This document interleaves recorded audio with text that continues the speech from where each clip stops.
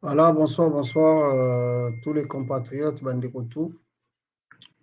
Nazosala direct oyo, Bandeko baza Kolanda, bameka kopartage yango. Tozosola kaka makambo ya mboka, makambo ya pouvoir oyo ezali na kati ya mboka na biso. Depuis 1960 tozwa indépendance.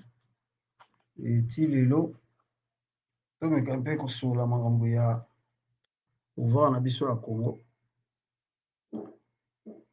Vraiment banda tozwa indépendance ti lelo biso toyaki bana mike tobotama ina te tokoli nalingi nalobela mpe pouvoir oyo toza nango sikoyo na Kinshasa, pouvoir politique, classe politique ya Congo. Eloko nini eza koenseigner biso na 25 dernière année oyo tolekisa na Congo.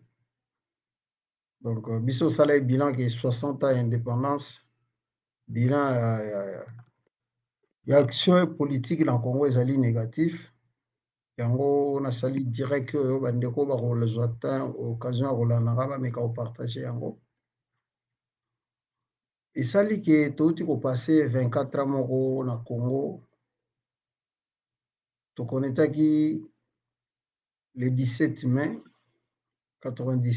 1997 nde babelge baba 97 tokonetaki arrivé ya AFDEL eye okipe mboka esali oyo yango kokosala parce que but na bango ezali toujours ya kokipe Congo, ya kodétruire, ya koyiba. AFDEL eyeli biso constitution oyo ya le 18 février 2006 oyo batya yango batya baarticle oyo bango balingi nde basalaki na Sun City kuna nde bande koyela bite na bango ezali Congo.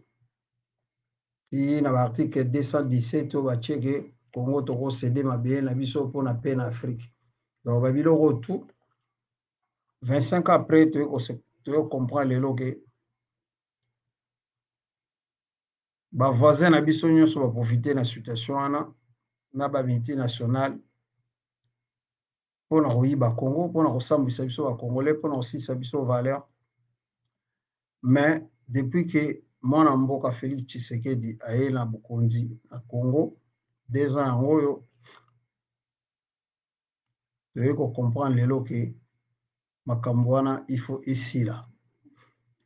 Il faut esila pourquoi bana Congo faut to comprendre eloko moko ke pendant 24 ans eleki oyo bakabila bazali na pouvoir tozalaki pays te mais tozalaki bato moko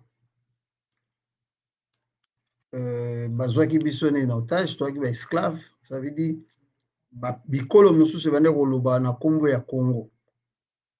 Yamoni ntango biso lelo tozozwa baparole tolobaka toyini tolakisa ke bato bazosala politike na Kinshasa oyo baobenga ngo bapoliticien, la plupart na bango ya majorité baza bato balingi Congo te, baza bato oyo baza bacommerçant, bahomme d'affaires, bazokende au nom ya politique mpona koexploite Congo, mpona koyiba mbongo ya Congo, mais au fond balingi na bango Congo te.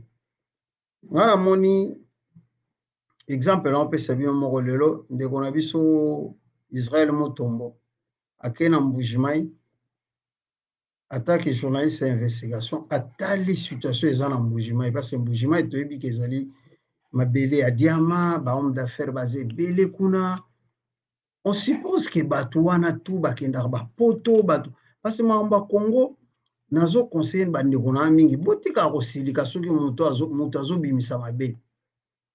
Israël Mutombo amoni ke ba situation oya relate biso oya moi na mbujimai ngai en tant que ressortissant Équateur namoni que c'est pareil makambo nga na reprochaka ba politicien na biso Équateur banda Mobutu tina bao bazali lelo lokola bavie na biso badabombole ba Jean-Pierre Bemba bavie Lokondo tout ce monde balisanga Bonganga ba José Makila tout ce monde basali na politique basui bambongo nakoke na mbandaka eloko eza te voiture ezalaka te transport ekufa koma bato bokozala na bamour ya mboka na bino te tozoyoba lelo na politique aya na poto peut-être exemple na France tomona bagrand politicien nyonso bavandaka na baprovince na bango bavandaka na Paris te la plupart des politiciens français moto na moto avandaka na bafief bavandaka na bafief na bango na baprovince na bango oyo misusu bayaka misala na Paris misusu bavandaka na baprovince oyo ya biso tout le monde ayaka na Kinshasa tous les politiciens congolais bakomona ko bakinois basundola intérieur ya pays yango toloba lelo ke pouvoir oyo toza nango lelo na Congo président Félix Tshisekedi azali moto lelo ifo tosambelaka Nzambe tozongisaka matondi epai ya Nzambe atieli biso mwana mboka ndeko na biso moto aza koressemble biso l'homme qui nous représente atieli biso lelo na tête ya mboka ndeko na biso moko congolais oyo ayebi baproblème na biso oyo ayebi comment on fonctionne et que oyo akoyede biso na politique na ye ya to changer et to avancer voilà donc on a lelo le pouvoir politique en RDC normalement na Congo nde toza sikoyo boye tozali na pouvoir moto azali président ezali le président Félix Tshisekedi azana il a un pouvoir na union sacrée normalement faut mon deuxième cas ezala ba opposant oyo ba jouer rôle na bango républicain il faut ba opposant moko républicain bakengela mboka bakengela gestion ya mboka soki lelo pouvoir ya président Félix Tshisekedi sali bien bandimi soki sali moi dérapage ba recadrer ye tolingi tomona ba politicien baza na bolingo entre patriotes oyo biso tozo vivre lelo scène na Kinshasa ezali sous politique te ekomi nango haine ekomi makambo ya kofinga lelo nga jimbo fosa na lobaki na soutenaka président Félix Tshisekedi parce que nga na respectaka ba parole bato balobaka tout le monde disait non Kabila te ata mbwa comme ane président à Congo mais non Nzambe atali abino akocha mbwaza président Congo te atieli biso ndeko na biso donc ngai soutien na nga ezali obligatoire et patriotique président Félix Tshisekedi azana soki ezalaka ye te ezala congolais mosusu akoma président na kotanga mpe bakombo te n'importe quel congolais soki akomaki président ngai faut na soutenir ye parce que touti kovivre pouvoir oyo ya fidèle pendant 24 ans bino mo boyi ba résultat Congo par terre mboka ekufa baboma bandeko na biso makambo droit de l'homme n'en parlons même pas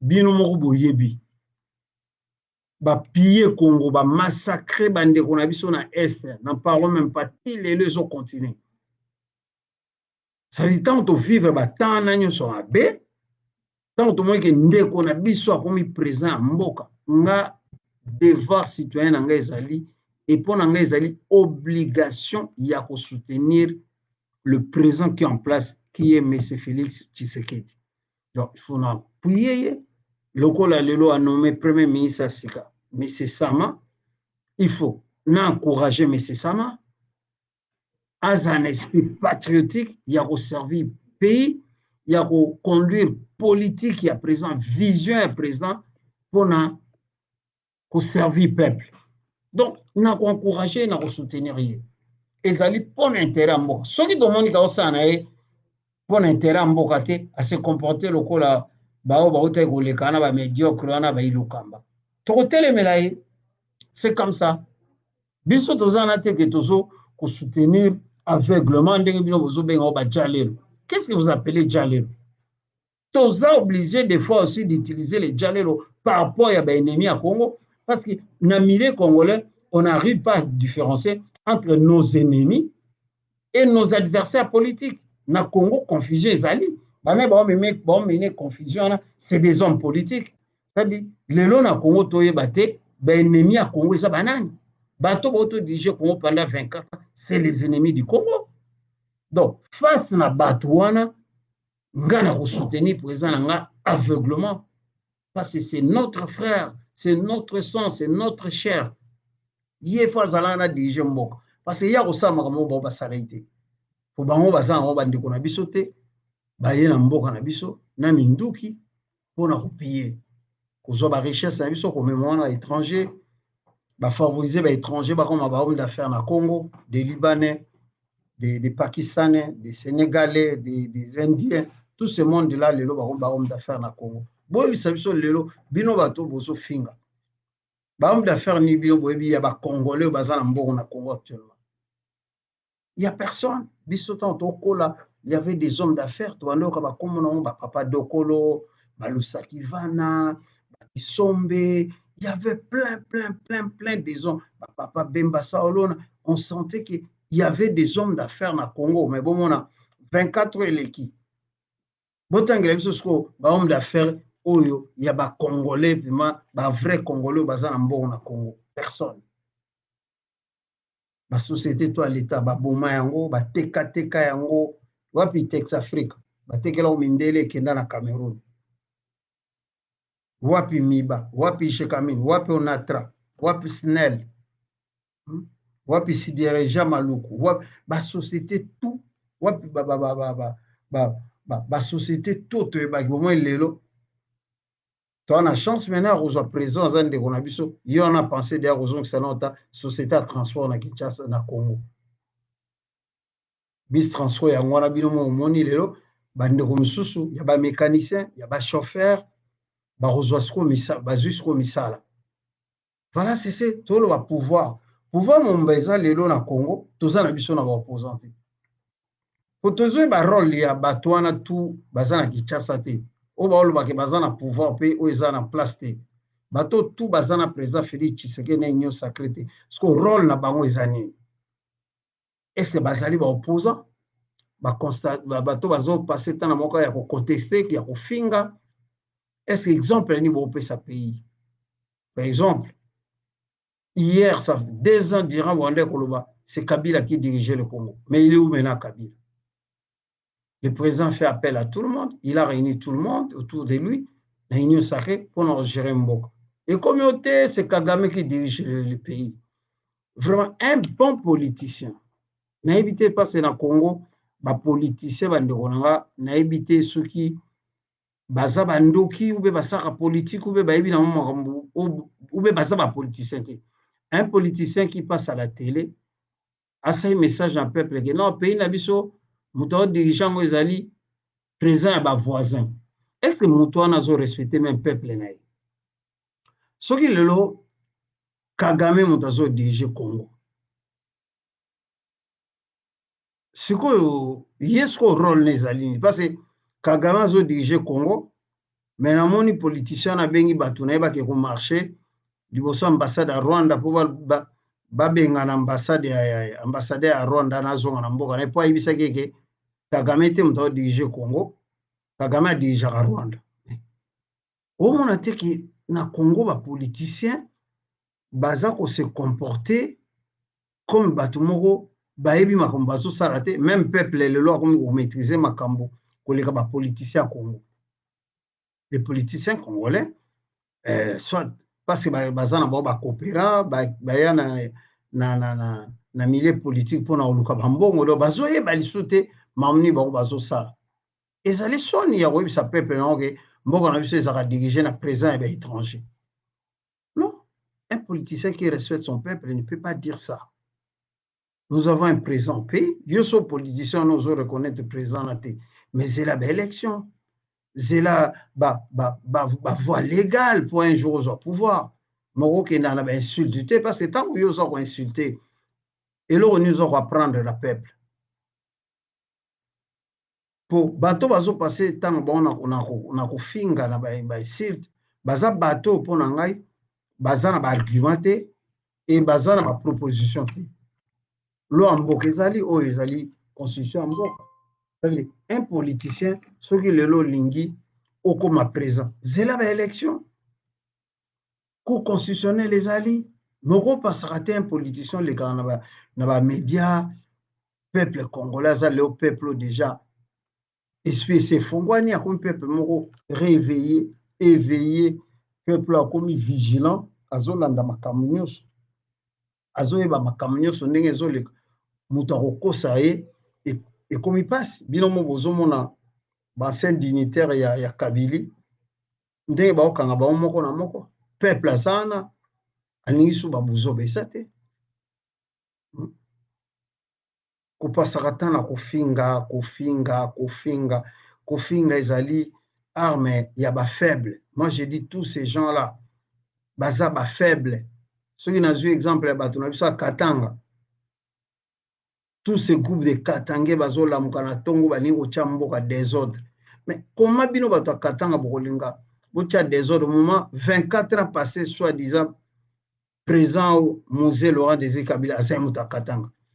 Mwana na ye Joseph Kabila bolobaka aza mwana aza muta Katanga. Mais boto diriger Congo pendant 24 ans, mais lelo lisusu bozoluka bobimisa mobulu. Ou bien vous êtes des gens faibles en esprit, ou bien bozo comprendre makambo bozo salate lelo président nommé lisusu mwana na bino Katanga premier ministre. Sama Kenge aza mwana Katanga. Avant premier ministre ya Congo. Siko tango bino ka bakatange bato Katanga boluka bomisa mobulu. Siko na yebite bolingi nini. Pays, la République démocratique du Congo n'a pas besoin de ça. Nous avons un chef de l'État. Après 2 ans, il y a angoisse na batu, il y a FCC wana, ba médiocre wana, ba ennemi à peuple, à Bengsi, tout le monde na changement. Na union sacrée, montunyo sa na union sacrée, atia mena na pat, pour na pays na biso et démarrer, pays na biso elkende liboso. Naza na liste moko na ngana lakisa bino ya ba budget ya ba pays Afrique. Omona biso toza na se Nigeria za na ba 580 milliards de budget, biso ba Congolais toza na ba 4 milliards de budget. Ça veut dire il faut interpeller ba politiciens. Classe politique à Congo, il faut boyoka non soni, il faut boluka bo se calmer, botika koloba loba parce que bino tout bozai ba médiocre boko ko bongsa mboka te. Faut boyoka appel au chef de l'État Félix Tshisekedi Asali, ya ko se réunir tout autour na ye, ya ko luka ko définir, ya ko luka ko refonder une nouvelle nation congolaise.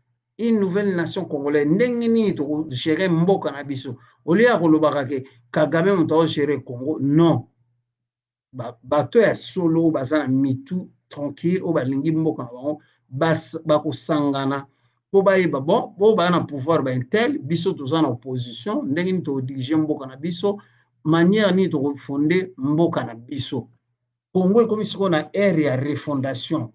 Refondation, ça veut dire faut bana Congo to sangana na union sacrée ndenge ezali wana toyeba sikoyo ndenge nini to gérer mboka na biso après départ ya Fidèle. Ndenge nini to gérer mboka na biso.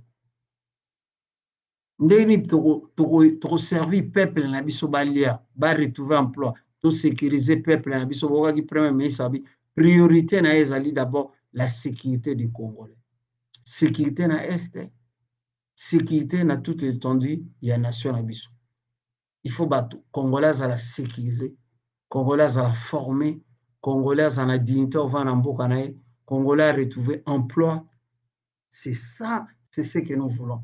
Nous avons besoin de bato ba les gars na émission. C'est ce que je dis. Montorozo télé portable na ou bien ordinateur, ozo ça l'émission, ozo passer temps na ya kofinga. Ozo finga nani a kozola bino solution. Solution ba Congolais za ba Congolais ba mo ba kozo. Histoire ba Congolais ndenge premier ministre le monde ba na 60. Et kokoma ni na Paris, ni na États-Unis, ni na New York, ni na Moscou. Histoire ya Congo komama na Congo par les Congolais. C'est ce que nous on appelle maintenant la refondation, la nouvelle refondation de notre nation. Ça veut dire, il est temps maintenant que tous les patriotes se réunissent autour du président de la République pour gérer mboka na biso. La nouvelle façon de gérer mboka na biso ezali ya kotelemela bantu valeur. Lutter contre la corruption. Bamiyibi tout il faut bakangaka bango. Bato il faut bazala na respect ya ba bien commun. Biloko ezali ya mboka, ya l'État. Qu'est-ce à l'État? Bato il faut arrêter kotiaka ba maboko. Soko ozali ministre, oza na salaire na yo, oza na avantage na yo mboka kotiela yo, contente-toi de ça. Eza te sikoyo ozali ministre, oza pressé, il faut yiba ba million, so oza na ba million nini, oyiba po oleka nani, oza na concurrence na nani. Quand tu es ministre, zala fier, linga mboka na yo, se contacter na salaire ba ofuta yo, o faire vivre moi sinon na bana. Eza te okoma ministre, batutu ba wela bakoma ministre na Congo po bayiba. Yango pays wana s'en sorti quand 60 ans, batutu baleka ba ministre bayiba kaka. Mututu alinga akoma ministre, akoma PDG po ayiba. Mais ce pays ko s'en sorti quand? Comment Congo ekoki kozala na malchance ya kozala na bana ya ndenge wana o balingaka ete balingaka bozwi mbongo na ye ba richesse na ye. Pe misusu bakenda na oka na étranger.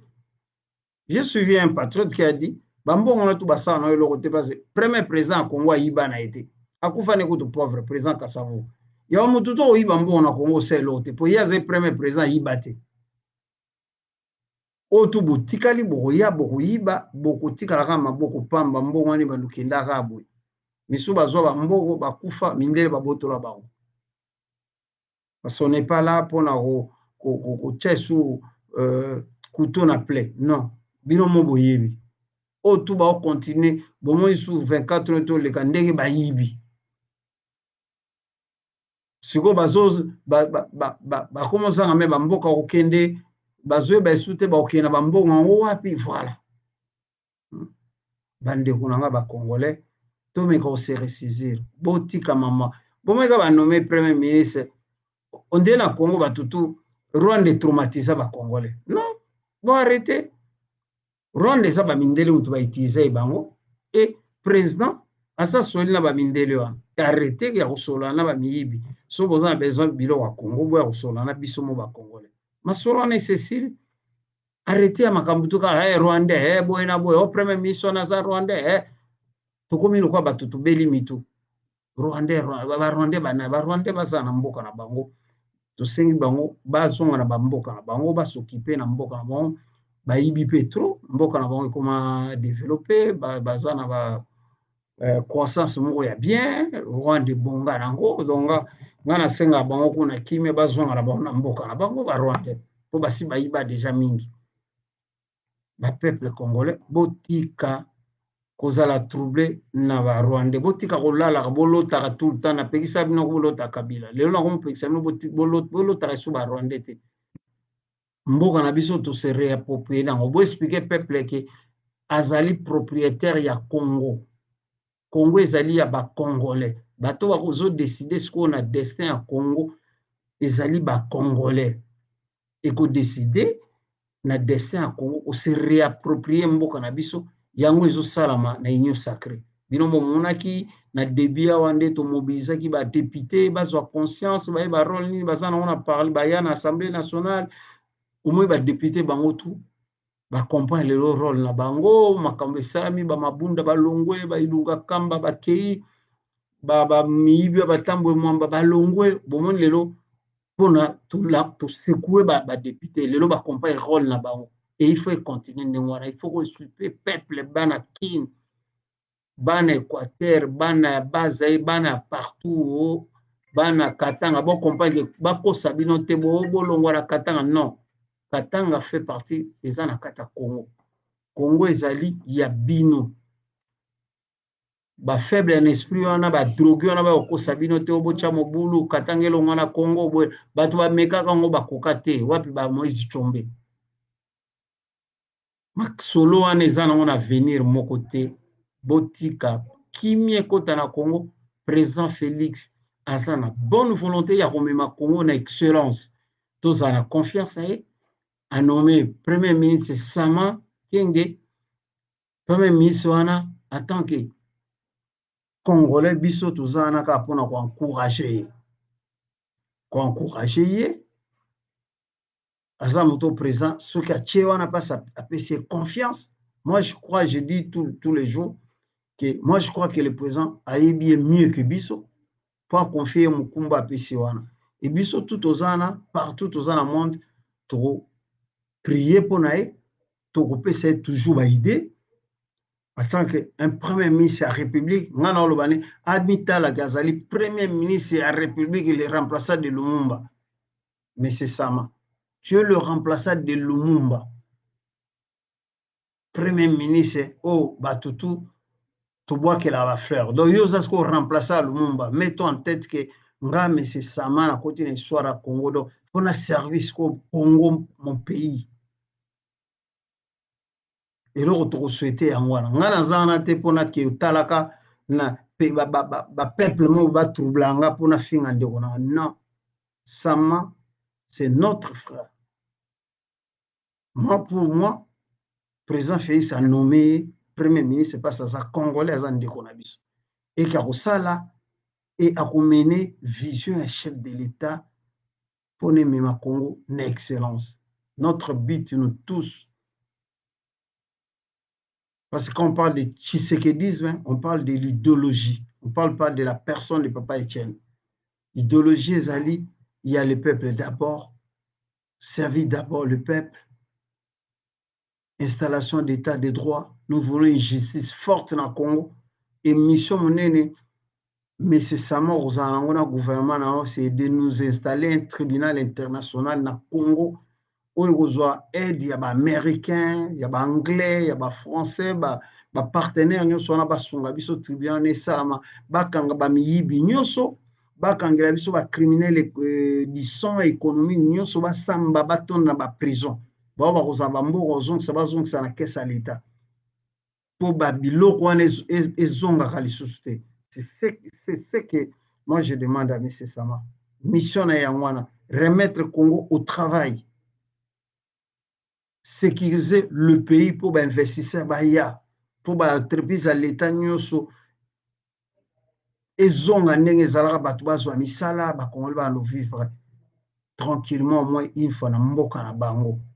Et avec le président Félix Tshisekedi, tant à Rosalan tête à pays, Nzambe Batelaye, à diriger Mboka Nabiso, bien à Mimabiso, une excellence, une expertise au Yazanango, à Mimamboka, na voie de développement.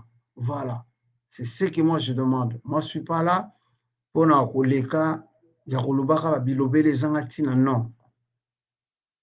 Tout ce que notre pays a connu, je crois que nous avons interpellé les politiciens au Congo, pour se calmer na mitu na bango, na place na e.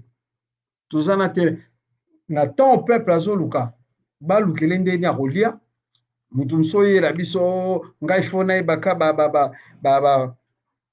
nayebaka soki on appelle ça comment ngana kotika te il faut je sais pas combat la bango ezala roni soki vérité des urnes à un moment donné dans la vie na lobaka déjà mutu il faut se faire comprendre et pas peuple non il faut ba démarche ni ozo sala na vie. Parce que ceux qui peuple a joué la démarche aux salatés au comme ridicule. Lelo non machine à voter na boy, lobby nandi machine à voter. Pantin, lelo Kabila mtao dirigé, lobby ote Kagame mtao dirigé. Voilà, je sais pas. Osolo banini, olingi nini, to yebite. Au lieu de revendiquer peut-être le président Félix au pouvoir avec sa majorité des unions sacrées. Si on a un bon opposant, il passera à la télé pour interpeller le président. Bon, il y a un gouvernement non rapide, le peuple a faim. Bon, ministère, il y a mine, il y a peut-être, il y a mine énergie. Ministère, on a SNEL, Courant Songa, Maï. Ça veut dire, nous devons avoir un opposant républicain qui doit servir l'action du gouvernement et l'interpeller. Et l'Assemblée nationale est en pona yango. Voilà. C'est comme ça un pays doit marcher. Le pouvoir politique n'a pas. Et il y a la constitution.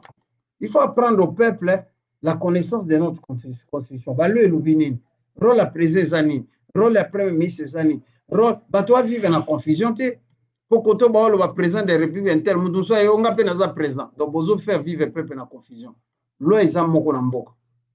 Il faut que vous rôle la présidente Zani, rôle la première ministre Zani, rôle la gouvernement, premier ministre du gouvernement Zani, rôle la assemblée Zani, rôle la Sénat Zani, rôle la justice Zani. Voilà.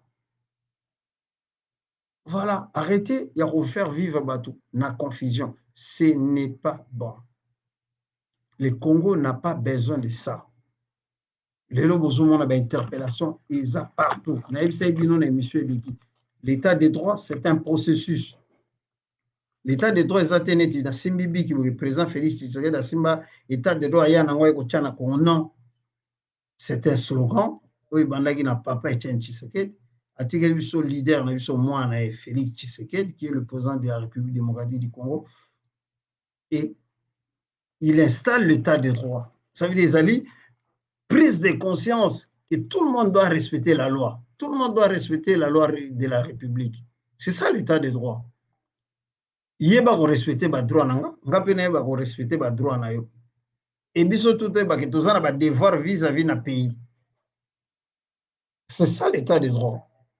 Pour bazo fingaka ba yebi na mongo lokote. Kaka état de droit ngo wapi yango. Mais non, ouais, état de droit c'est un processus, c'est un état d'esprit. O biso tout ba congolais photo na tango. To comprendre, to appliquer yango. Ezala biso, ezala ba gouvernant et les gouvernés, il faut un état d'esprit. C'est ça l'état de droit. Mon tuto est respecter la loi. Mon tarosa Nicolas Mibe Kwazati. Surtout comme un état, tout monde. C'est ça ce qu'on appelle un état de droit. Il y a bon monde à ce qu'on a maison les Ganakin. Ba Kalef, Bangwana, Baoui, ba sous place au Kimate. Après, ça va tuer beaucoup de gens au Congo. En tant que responsable à ANR, Yoana, Zoé, Bessoute. Pour interpeller, il faut expliquer pourquoi, en tant que responsable, il y a service à renseignement à Congo, il y a Moussani Zaya Obama. Il faut qu'il explique aux Congolais. Les John Numbi, tout ce monde-là, au Baza Sidé, la mort à Tchébia. Il faut qu'il s'explique devant la justice. Boboma Tchébia, pourquoi? Parce qu'il est activiste et à la voix des sans-voix. Il y a droit de l'homme. Bon, convoquer une inspection à la police, Boboma. Il faut vous expliquer pourquoi Boboma est. Boboma Rossi Moukeni, Boboma Matungolo, Bobuka Moane Lokolo. Toutes ces histoires-là, c'est ça qu'on vous explique. C'est ça. Quand on bazo Luka va rétablir le droit à bâton, c'est ça ce qu'on appelle l'état des droits. Bateau bazan, au barolan la vidéo, je crois qu'on va comprendre. On va comprendre, mais ramener tous au loba. Pour nous autres, on dit, oh, t'es Djalelo. Non, Djalelo, c'est quoi? Quand on donne l'espoir à notre président Félix Tshisekedi, ce n'est pas des Djalelo. Les Djalelo, c'est les gens qui viennent pour soutenir le président, pour ça, pour n'importe quoi, pour pas ça va un bon valia. C'est des flatteurs, c'est ce qu'on appelle les Djalelo. Moi, personnellement, je ne suis pas un flatteur. Je suis qu'un fils de la République qui comprend la situation, comment ça marche, et que j'aime mon pays, et que j'aime le président qui est en place, que je dois soutenir. Voilà.